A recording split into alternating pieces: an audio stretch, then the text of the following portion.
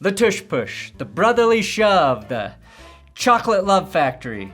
It's the Eagles' greatest weapon, and it's pissed off so many people that they want it completely wiped off the face of the earth.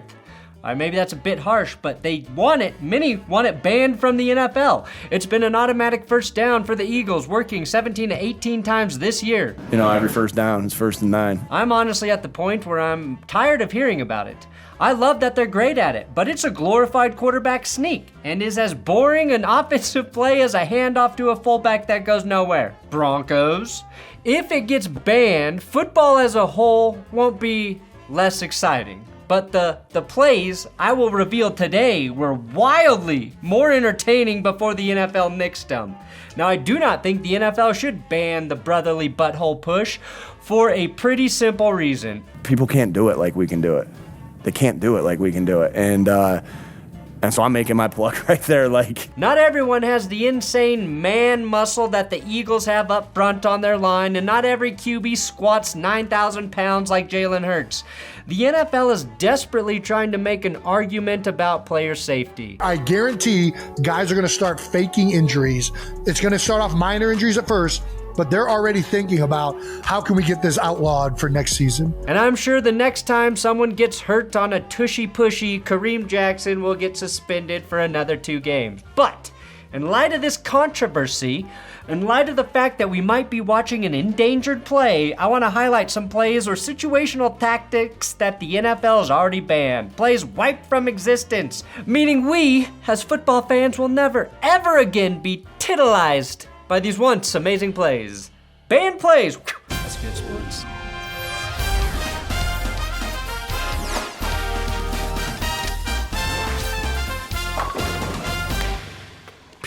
Hey, I've got a big announcement for BenchwarmerBrew.com this weekend only, my birthday weekend. We got the birthday bundle. That's right, you get a bag of my beans and these handmade, locally crafted mugs, or you can buy the anti-birthday blend since my team is playing that silly team from the Midwest. Cole's got a birthday bundle there. You can get Cole's coffee and that ugly ass yellow and red shirt.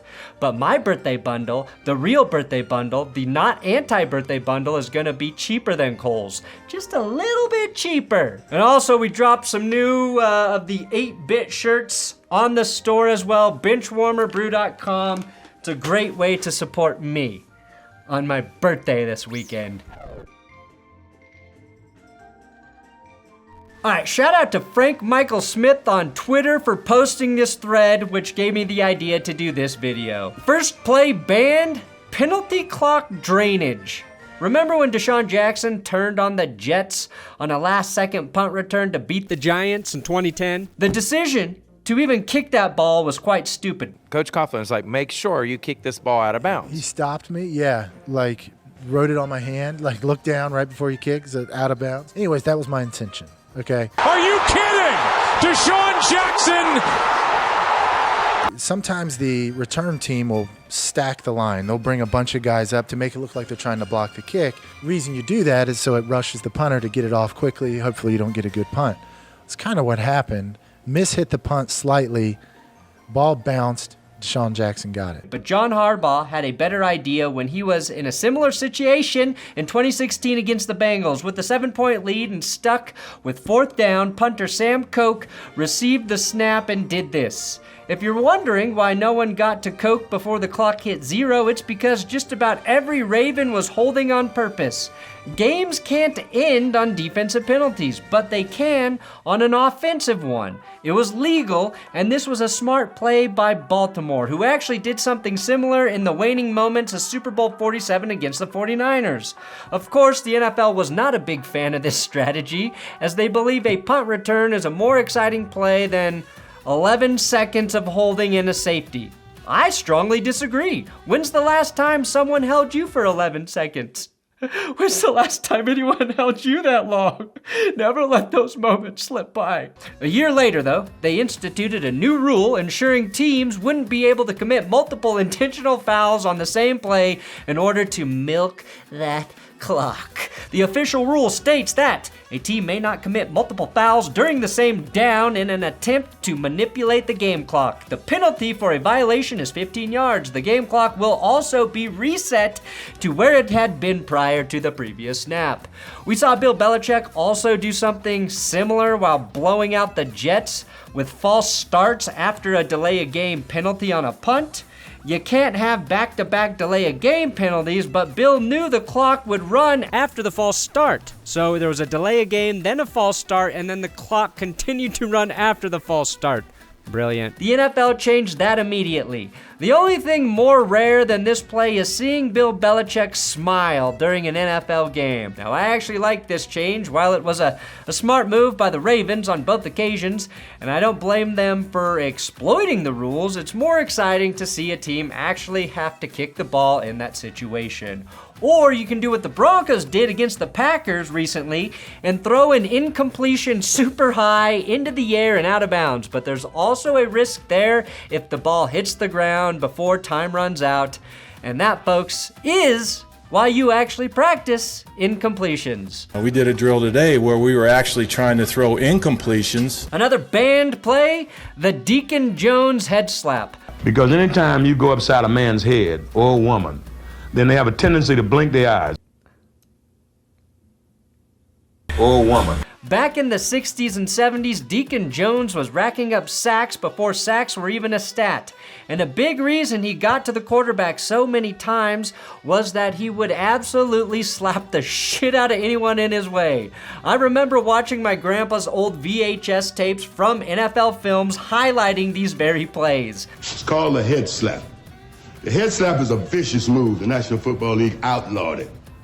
They outlawed it because I can break a man's neck. The purpose of this move was to disorient and momentarily stun the offensive lineman. Then they have a tendency to blink their eyes or close their eyes, and that was all I needed. Making it easier for the defensive player to get around the blocker and reach the quarterback. Another phrase for that might be using your giant meat hooks to possibly concuss your opponent. And he realized that if he could slap somebody upside the head, they would blink their eye. The NFL banned the head slap in 1977, primarily due to concerns about player safety. The move could lead to head and neck injuries for both the offensive and defensive players involved, and it was seen as a potentially dangerous technique. This was outlawed in 1977, back when concussions weren't even acknowledged by the NFL. And his goal is the quarterback's head. Which should tell you exactly how excellently violent Jones was at injuring linemen through their helmets with his bare hands. We overuse the term cheat code, but the head slap may have been one of the best real-life NFL cheat codes ever deployed. Again, they didn't track stats, but it's believed Deacon Jones had 26 in a single season, which would shatter the NFL record. Deacon Jones is always the guy who gets credited with the move, but Jones actually said that he got it from Rich Tombstone Jackson, one of the early Broncos legends from the late 60s and 70s. Now, I'm assuming his nickname was Tombstone because of all the players he killed with his head slaps. The inventor of the head slap. There you go, by a double head slap. And it would boom, just like so. It was like a mule kicked me in the head when he hit me, you know. And he could split a helmet with that thing. And I remember after the game, Weed Eubank in the locker room, he was just talking to himself, and he said he made him look like one of those bobble-headed dolls that you put in the car. Let's hear what the NFL had to say about the Denver Broncos when Rich Tombstone Jackson played. Denver was the Siberia of the NFL in the late 60s. The Broncos were so terrible that the team was exiled by the media, and the players became prisoners in pro football's wasteland. Whoa, that's a little harsh. And oh my God, history, it does repeat itself. Another banned play, jumping over the line. Remember this play when Justin Simmons leaped over the Saints line to block an extra point and Denver won the game on that play?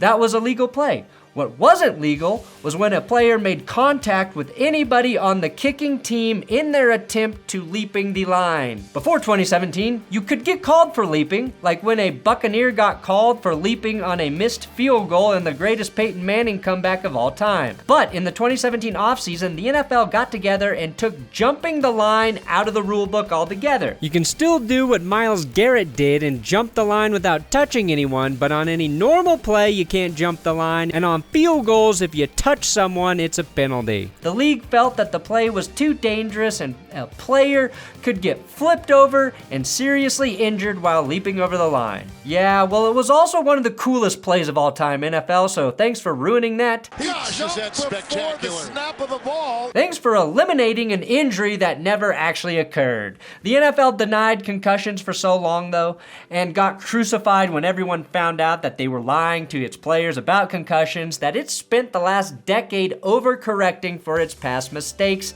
in the name of safety.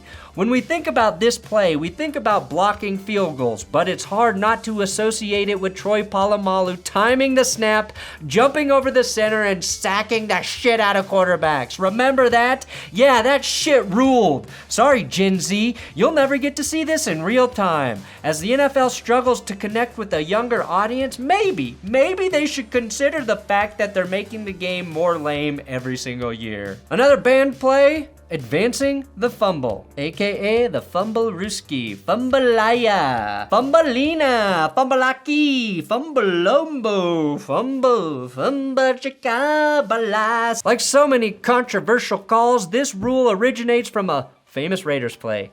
And we've got to go back 45 years and look at a play called the Holy Roller during a game between the Raiders and the San Diego Chargers in 1978. The Raiders were trailing the Chargers by 6 points in the final moments of the game with only 10 seconds left on the clock, and the Raiders, in a desperate situation, quarterback Ken Stabler dropped back to pass. However, under heavy pressure from the Chargers defense, he fumbled the ball forward. The ball rolled forward towards the end zone, and a series of players from both teams dove for it, attempting to recover it.